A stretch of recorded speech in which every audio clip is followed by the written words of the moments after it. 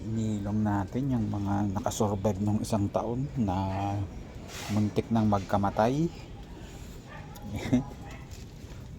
Ito yung ating tugas. Ayan, namatay ito eh.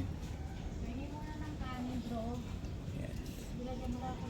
Ito din.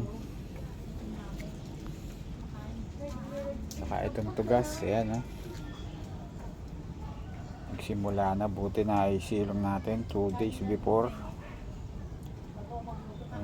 Nagsisimula na ulit na mamatay. Nalalagas, pero nakarecover na siya. Ayan, kaya buti na agapan ulit. Ayan. Medyo nabuo na uli siya, bumalik na siya sa dati niyang forma. Ayan, pati ito sinilong na din natin. Argao Taiwan na grafted. Ayan, ating sinilong na.